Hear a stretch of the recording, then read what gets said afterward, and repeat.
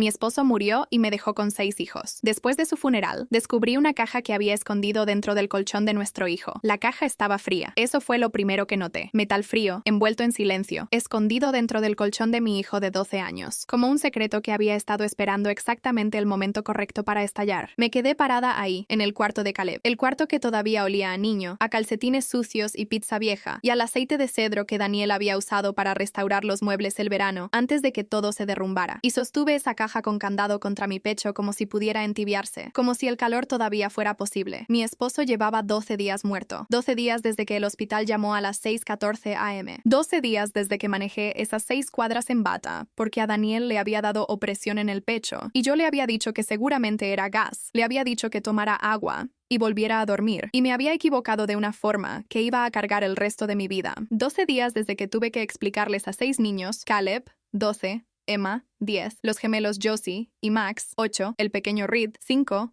y Grace, que acababa de cumplir 3, y todavía preguntaba cada mañana a dónde se había ido papá, que la palabra se fue era permanente, y ahora estaba parada en el cuarto del hijo de mi esposo muerto, sosteniendo una caja con candado que nunca había visto, y mis manos no dejaban de temblar. Déjenme contarles primero sobre Daniel Hartley, porque necesitan entender qué clase de hombre yo creía que era antes de poder explicarles lo que la caja le hizo a esa idea. Nos conocimos en una boda desastrosa. Su compañero de universidad se casó con mi prima en un granero de Vermont en octubre, y llovió tan fuerte todo el fin de semana que tuvieron que mover la ceremonia adentro. Se fue la luz 2 veces y la madrina de honor lloró, no de emoción, sino de furia, porque se le arruinó el vestido. Daniel y yo terminamos en la misma mesa con otras 3 personas que ninguno de los dos conocía, y en algún punto entre la segunda botella de vino y el brindis del novio, que duró 41 minutos, los conté. Daniel se inclinó y me susurró: les doy 4 años. Duraron 3 y medio. Tenía casi razón. Él decía que eso contaba. Nos casamos 2 años después en un juzgado en Portland, Maine, donde crecí. Daniel llevaba una corbata azul del color de vidrio marino viejo, y yo llevaba los aretes de perlas de mi abuela, y cenamos en un restaurante que ya no existe. Lloró en el juzgado. No fue un lloriqueo, lloró de verdad, con la mandíbula apretada, tratando de contenerse y sin lograrlo. Me enamoré completamente de él en ese momento. Era ingeniero arquitectónico, cuidadoso, metódico, con talento para construir cosas hechas para durar. Entrenó al equipo de fútbol de Caleb 3 años seguidos. Se sabía el nombre de todos los maestros de nuestros hijos y el de sus mascotas, y siempre dejaba una notita adhesiva en la cafetera cuando ponía el café temprano, para que yo supiera que estaba recién hecho. Me dejó notitas durante 22 años. Ese era el hombre con el que yo creía estar casada. También creía saber todo lo que valía la pena saber sobre nuestra única crisis seria, la separación. 8 años antes de morir, tuvimos la peor pelea de nuestro matrimonio. No la voy a detallar aquí porque incluso ahora nos pertenece a los dos, a la versión muerta de nosotros, pero la versión corta es esta. Hubo un verano en que dejamos de confiar el uno en el otro, y él se fue al cuarto de huéspedes de su hermano durante 3 meses, y pensé que habíamos terminado. No fue así. Volvió. Fuimos a terapia con la doctora Ann Pierce,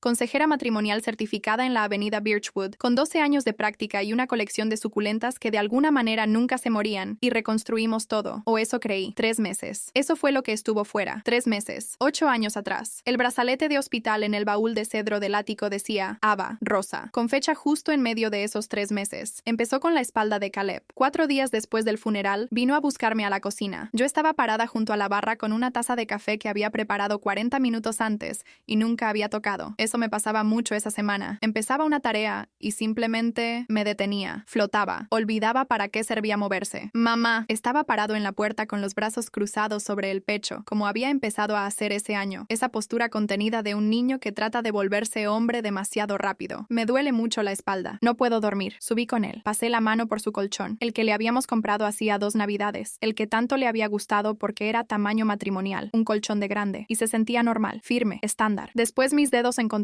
resistencia donde no debía haberla. Un borde duro, cuadrado, ligeramente descentrado, enterrado bajo el relleno. Le dije que fuera a ver la tele. Preguntó por qué. Algo en mi voz cuando respondí lo hizo irse sin decir nada más. Jalé el colchón hasta la mitad fuera del marco y lo volteé. Ahí, a lo largo de la costura del centro, puntadas, cosidas a mano, no de fábrica. El hilo era un poco más oscuro que el resto de la tela, lo suficientemente parecido como para que nadie lo notara a menos que estuviera buscando, lo suficientemente parecido como para que Caleb hubiera dormido encima quién sabe cuánto tiempo sin saberlo jamás. Alguien había abierto el colchón con un corte, había puesto algo adentro y lo había vuelto a coser, con cuidado. A propósito, fui por las tijeras al cajón de la cocina, corté la costura, metí la mano y mis dedos se cerraron alrededor de metal frío. Llevé la caja a nuestra recámara. Me senté en el borde borde de la cama donde Daniel había dormido durante 22 años, donde habíamos concebido a los 6, donde me había recostado junto a su cuerpo en el hospital mientras terminaban el papeleo y le hablaba como si todavía pudiera escucharme. El cuarto todavía olía a él. Había estado durmiendo de su lado porque el mío se sentía demasiado amplio. La caja tenía un candado de combinación y una cerradura aparte. Adentro del sobre grande pegado con cinta en el fondo había un sobre más pequeño con mi nombre, escrito con la letra de Daniel, la letra que conocía mejor que la mía propia, la letra que había firmado 6 actas de nacimiento y una hipoteca y 22 años de tarjetas navideñas. Lo abrí. Mi amor, si estás leyendo esto, ya no estoy contigo. Había algo que no pude decirte en vida. No soy quien tú pensabas. Usa la llave más pequeña. La primera respuesta está en el ático. Por favor,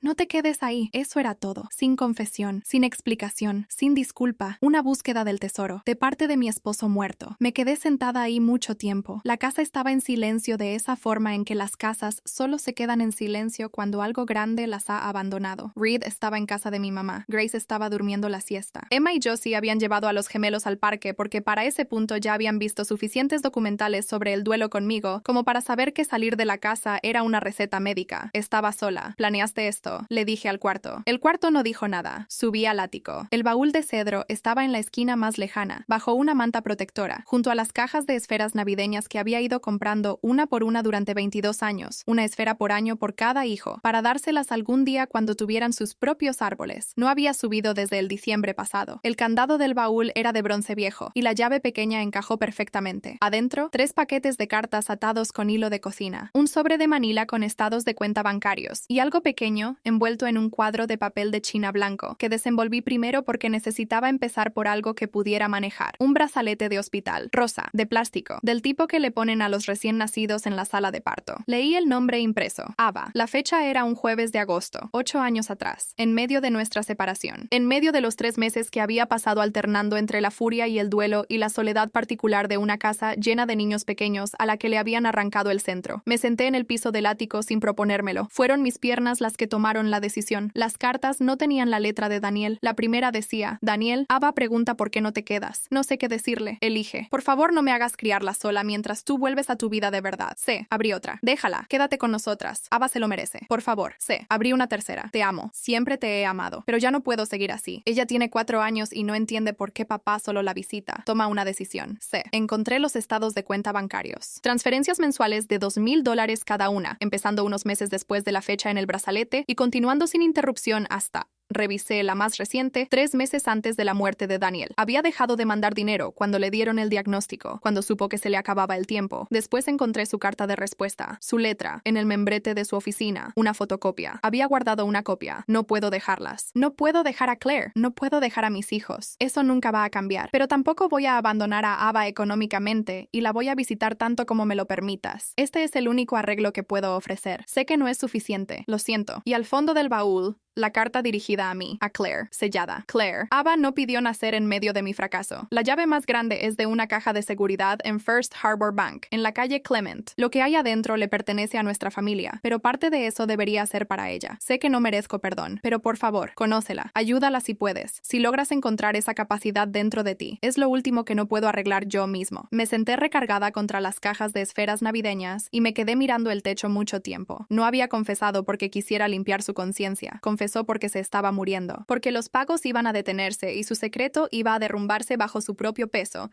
sin él ahí para manejarlo. Se había quedado sin opciones y sin tiempo, así que me entregó la caja. Literalmente me entregó la caja y le llamó misericordia. Había tenido 7 meses entre el diagnóstico y su muerte, y había elegido una caja con candado dentro de un colchón en lugar de una conversación. En lugar de sentarse frente a mí en la mesa de la cocina, con 2 tazas de café y decirme: Claire, tengo que decirte algo terrible. Había elegido la búsqueda del tesoro. Todavía no sabía si estaba más furiosa o más destrozada. Lo he pensado desde entonces. Y la respuesta honesta es: las 2 cosas. Por igual, tan equilibradas que se anulaban entre sí y dejaban algo muy quieto y muy frío en el centro de mi pecho, algo con lo que anduve caminando los siguientes 6 meses antes de entender qué era. Era duelo. Un segundo duelo, por un hombre distinto. La dirección de remitente de Caroline estaba en el tercer paquete de cartas. Calle Birch. Conocía esa calle. A 13 minutos de nuestra casa, en el vecindario donde los niños de primaria caminaban a casa cruzando el parque. El nombre no se me hizo familiar hasta que ya estaba en el carro. Entonces sí, Casa Azul, postigos blancos, jardinera palmeras con flores. Había pasado por ahí en carro. Había pasado por ahí camino al fútbol, camino a las citas pediátricas de los gemelos, camino al supermercado al que había ido durante 17 años, a 20 minutos, y llevaba años pasando frente a su casa, los martes y los sábados y cada 2 jueves. Dejé a los niños con mi vecina Kelly. Le dije que tenía un pendiente en el banco, que técnicamente no era mentira, y manejé. Toqué. La puerta se abrió y se me fue el aire. La conocía. No su nombre. La había conocido como Caro, una mujer que había vivido a 3 casas de la nuestra durante 2 años cuando Emma era bebé, que nos había traído pan de plátano cuando trajimos a Emma a casa del hospital, que había ido a la fiesta de 5º cumpleaños de Caleb,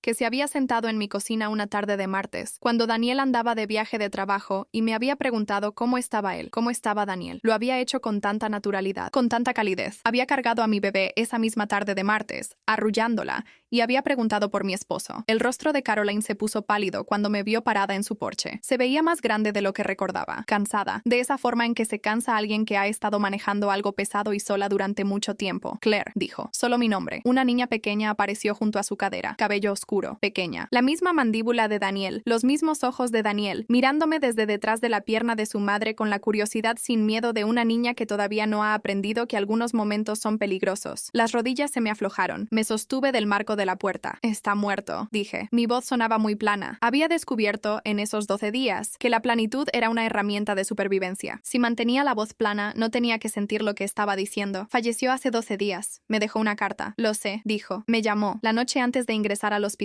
Me dijo que te lo iba a contar. La dejó en una caja dentro del colchón de mi hijo. Cerró los ojos. Me dijo que no te contactara, que él se iba a encargar. Me hizo prometerlo. No se encargó. Se murió. Lo sé. Su voz se quebró en la segunda palabra. Y la niña pequeña, Ava, levantó la vista hacia su madre con la expresión alerta y preocupada de una niña que vigila el rostro de su madre como algunos niños vigilan el cielo. Lo siento. Sé cómo... No, levanté la mano. Necesito que no me digas lo que sabes sobre cómo se siente esto ahora. Se murió, lo sé. Su voz se quebró en la segunda palabra. Y la niña pequeña, Ava, levantó la vista hacia su madre con la expresión alerta y preocupada de una niña que vigila el rostro de su madre como algunos niños vigilan el cielo. Lo siento. Sé cómo... No, levanté la mano. Necesito que no me digas lo que sabes sobre cómo se siente esto ahora. Asintió. Nunca quise. Le pediste que nos dejara. Está en las cartas. Le pediste que me dejara a mí y a 6 hijos y se fuera a vivir contigo y con Ava. Lo dije sin acusación. Solo lo constaté. No me digas que nunca quisiste. No lo negó. Eso se lo reconozco. Se quedó parada ahí y lo aceptó. Y eso, curiosamente, fue lo que me impidió irme. Los pagos se van a reanudar, dije. Para Ava. Eso no es culpa de ella. Pero no para ti. Me miró fijamente. Hay una caja de seguridad, dije. Todavía no la he abierto. Pero lo que sea que haya adentro, a Ava le toca una parte. Voy a dejar que mi abogada determine qué es justo. Hice una pausa. Tiene 6 medios hermanos. Eso no es poca cosa. La barbilla de Caroline se desmoronó. Se llevó la mano a la boca. La vi llorar un momento. No fue satisfactorio. Había tenido la esperanza de que lo fuera. No lo fue. Tengo una pregunta, dije. Y necesito que me la respondas con honestidad, porque de todos modos voy a averiguar la verdad. Esta es tu única oportunidad de ser parte de la respuesta en lugar de ser parte del problema. Saqué el estado de cuenta bancario que había guardado en el bolsillo de mi abrigo antes de salir de casa. Esta cuenta de transferencias tiene un segundo nombre. No es el de Daniel. Él mandaba los pagos, pero esta cuenta la manejaba alguien más. Levanté el papel. El segundo nombre está parcialmente tachado. Es un estado de cuenta viejo. La impresión está borrosa, pero alcanzo a ver la inicial. Es una M, y la cuenta se abrió en esta ciudad. La miré. ¿Quién más sabía de Ava? El rostro de Caroline se quedó completamente inmóvil. Fue esa inmovilidad la que me lo dijo todo. Manejé a casa en completo silencio, sin radio, sin podcast, sin llamarle a mi hermana Rena, mi amiga más cercana, que ya me había llamado 4 veces ese día porque sentía, como sienten las hermanas, que algo andaba mal más allá del duelo normal. En vez de eso, llamé a mi abogada. Margaret Osei había sido mi abogada personal durante 9 años. Había manejado nuestros testamentos, los contratos del negocio de Daniel y la transacción inmobiliaria cuando compramos la casa. Tenía 23 años de experiencia en derecho familiar y sucesorio, y contestó al segundo tono, porque Margaret siempre contestaba al segundo tono para cada cliente, cada vez. Necesito una cita de emergencia, dije. Escuchó algo en mi voz. Mañana a las 8 de la mañana. Gracias. Claire, hizo una pausa. ¿Estás bien? ¿Estás a salvo? Sí, dije. Solo... encontré algo. Creo que Daniel tenía otro patrimonio.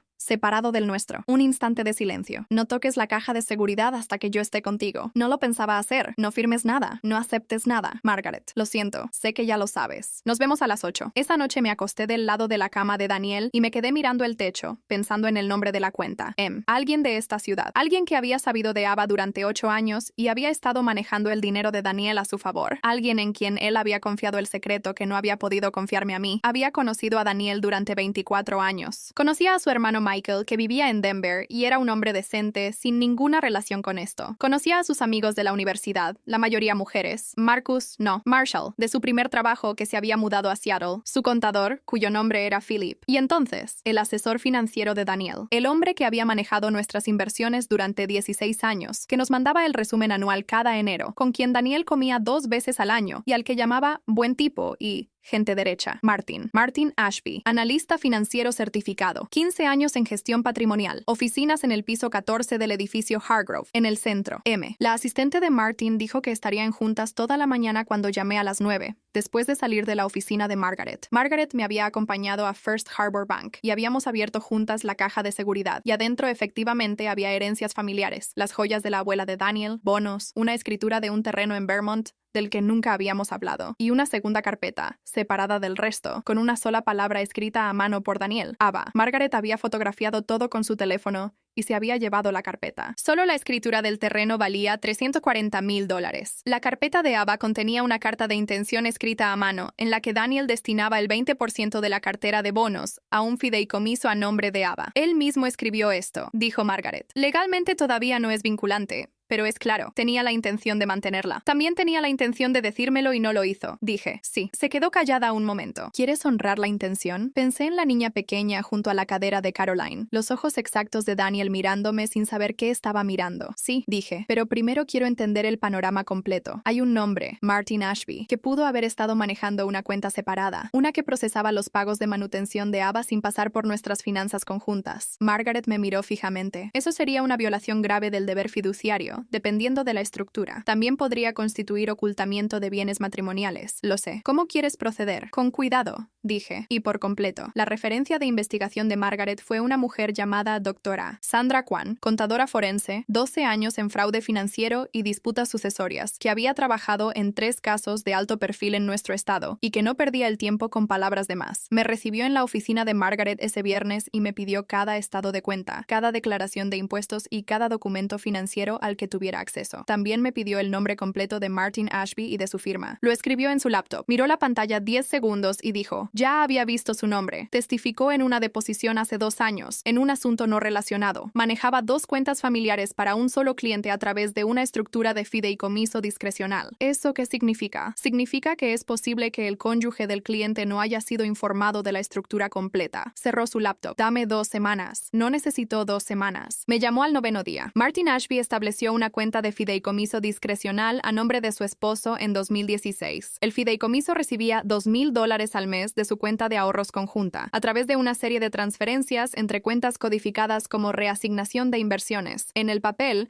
parecería actividad de mercado normal. Después el dinero se desembolsaba mensualmente a una cuenta a nombre de Caroline Holt. Anoté todo. Es su asesor financiero, dijo Sandra. Tenía un deber fiduciario hacia usted, como clienta conjunta. Facilitó el ocultamiento de bienes matrimoniales durante 8 años. ¿Se le puede hacer responsable? Ya preparé un informe preliminar de hallazgos. Margaret va a querer verlo hoy. Hay al menos 3 violaciones regulatorias y una fuerte demanda civil por fraude. Quiero ser muy honesta sobre algo aquí, porque creo que importa. No sentí triunfo, ni cuando llamó Sandra, ni cuando Margaret presentó la queja ante la Junta Reguladora Financiera del Estado contra Martin Ashby, ni cuando la firma de Martin lo suspendió mientras duraba la revisión, ni cuando su nombre apareció en la prensa financiera en una nota de 4 párrafos que describía el presunto papel de un asesor en el ocultamiento de bienes a la cónyuge sobreviviente de un cliente. Sentí muchísimo cansancio. Sentí ese cansancio que se siente cuando has estado cargando algo durante mucho tiempo y por fin lo sueltas y descubres que los músculos que usabas están destrozados. No es alivio. Solo queda un vacío donde estaba el peso. Mi hermana Rena vino y se quedó con nosotros 3 semanas. Durmió en el sillón y llevó a los niños a la escuela y cocinó cenas de los libros de recetas que Daniel me había regalado a lo largo de los años. Un gesto de una amabilidad tan profunda que no pude hablar cuando entendí lo que estaba haciendo. Preparó el asado de la abuela de Daniel un domingo de enero, cuando la nieve caía muy fuerte, y los 6 niños se sentaron a la mesa, y Reed miró su plato plato y después miró la silla vacía a la cabecera de la mesa y dijo, «Esta es la comida de papá». «Sí», dijo Rena. «A él le gustaba esta». «Sí le gustaba». Reed asintió una vez, satisfecho, y se comió su cena. Me disculpé unos minutos después y me paré en el pasillo, con la espalda contra la pared, respirando hasta que pude volver a respirar con normalidad. Martin Ashby finalmente llegó a un acuerdo con nuestro patrimonio por $218,000, el valor aproximado de las transferencias durante 8 años, más intereses y honorarios, sin admitir responsabilidad en el asunto civil. Su caso regulatorio seguía pendiente al momento del acuerdo. Renunció a su firma la semana antes de que se finalizara el acuerdo. La queja la presentó una mujer llamada Claire Hartley. Quería que eso quedara en el registro. Quería mi nombre en el documento que terminó con su papel en lo que Daniel había construido. Margaret ejecutó la enmienda del fideicomiso que destinó el 20% de la cartera de bonos al fideicomiso educativo de Ava, conforme a la carta de intención de Daniel. Ahora tiene 7 años. No sabe mi nombre. Algún día, cuando sea mayor, Caroline le va a contar sobre su padre. Y algún día después de eso, Ava va a tener la posibilidad de elegir qué quiere saber y de quién quiere saberlo. Tomé una decisión con la que voy a mantenerme firme hasta que me muera. Les dije la verdad a mis hijos. No toda a la vez, no toda entera, no en la misma conversación. Primero a Caleb, porque tenía 12 años y porque era su colchón y merecía una explicación. Después a Emma, con cuidado. A los más chicos se les va a contar en entregas apropiadas para su edad, a lo largo de los años, cuando estén listos,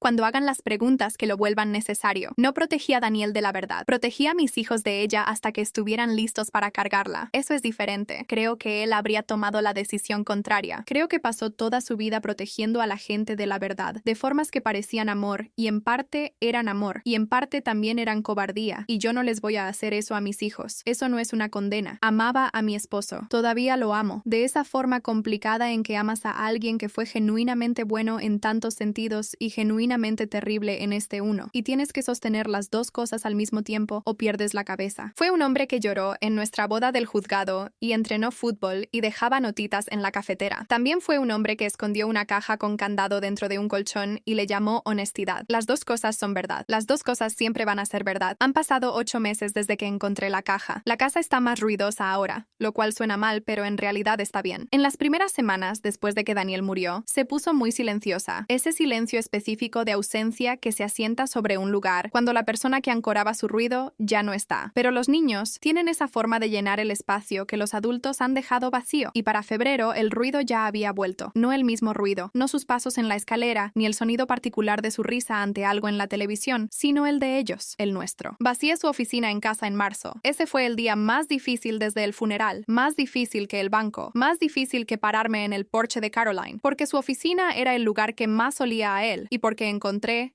en el cajón de su escritorio un paquete de notitas adhesivas, en blanco, un bloque entero, amarillo, las mismas que siempre dejaba en la cafetera. Tomé una, escribí en ella, puse café nuevo, todavía está fresco, la pegué en la cafetera. No sé para quién la estaba escribiendo, tal vez para mí misma, tal vez para él, tal vez para la versión de él que todavía estoy llorando, la que no existía del todo como yo pensaba, pero que tampoco era nada, que de hecho era real en todas las formas que le importaban a 6 niños que le decían papá, y que a veces todavía le dicen así, en tiempo presente, como hacen los niños pequeños, porque sus cerebros todavía no terminan de procesar la permanencia. Era real, de la forma en que es real cualquiera que ama de manera imperfecta y honesta, y más allá de su propia capacidad. No merecía esconder lo que escondió. No merecía entregarme la búsqueda del tesoro y llamarle confesión. Merecía haberse sentado frente a mí en la mesa de la cocina y decir las palabras en voz alta mientras todavía estaba vivo. Tenía demasiado miedo. He decidido que entiendo eso, aunque no lo perdone. Son dos cosas distintas. Entender no requiere perdonar, y perdonar no requiere fingir que algo no pasó. Aprendí eso con la doctora Pierce la primera vez, cuando estábamos reconstruyendo. Lo estoy aprendiendo de nuevo ahora. De otra forma, esta vez hay una reconstrucción distinta, sin consultorio de terapeuta con suculentas. Solo yo